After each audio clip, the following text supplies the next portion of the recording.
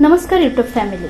आज आपण या व्हिडिओद्वारे पाहणार आहोत की कोट्यवधी रुपये कमवले तरी सरकार घेणार नाही एकही रुपया टॅक्स। कसे ते बघूयात। जर तुम्हाला रिअल इस्टेट मधील व्यवहारांबद्दल संपूर्ण माहिती हवी असेल तर आमच्या यूट्यूब चॅनलला सबस्क्राइब करा आणि नवनवीन व्हिडिओ अपडेट मिळवा। सबस्क्राइब करा आणि तुमच्या रिअल इस्टेट नॉलेज मध्ये भर घाला।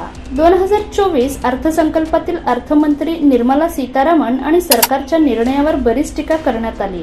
मालमत्तेच्या म्हणजे प्रॉपर्टी विक्रीवरील भांडवली नफा करातून इंडेक्सेशन काढून टाकण्याचा निर्णय घेण्यात आला असून नव्या नियमानुसार जिथे मालमत्ता विक्रेते जास्त नफा कमावत असतील तिथे या करामुळे बड्या लोकांच्या खिशाला कात्री बसेल। तर तज्ञांनी या कराशी संबंधित आकडेमोड करून लोकांच्या हिताचे नसल्याचे स्पष्ट केले।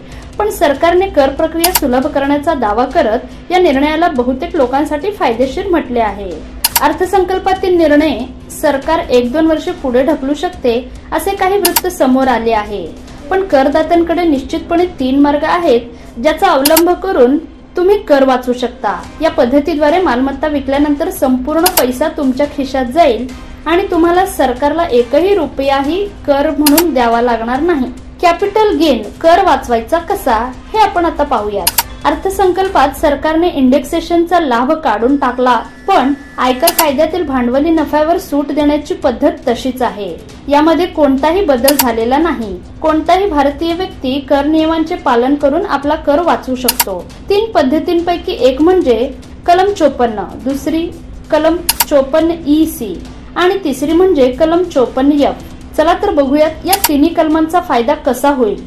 पहिली गोष्ट म्हणजे कलम 54 अंतर्गत लाभ मिळवणे। आयकर कायद्याच्या कलम 54 नुसार तुम्ही भांडवली नफा कर वाचवता येऊ शकतो। यासाठी करदात्याने मालमत्ता विक्रीच्या तारखेपासून 3 वर्षाच्या आत भारतातील अन्य निवासी मालमत्तेत गुंतवणूक करणे आवश्यक आहे।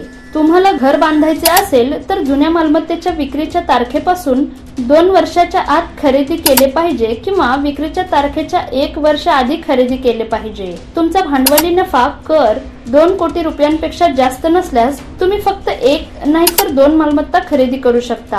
पण लक्षात घ्या की तुम्हाला तुमच्या आयुष्यात एकदाच असे करण्याची संधी मिळेल। या कलमांतर्गत 10 कोटी रुपयांची कर सवलतीची मर्यादा घातली गेली आहे। तरी तुम्ही 10 कोटी रुपयांपेक्षा जास्त किमतीची मालमत्ता खरेदी करू शकता।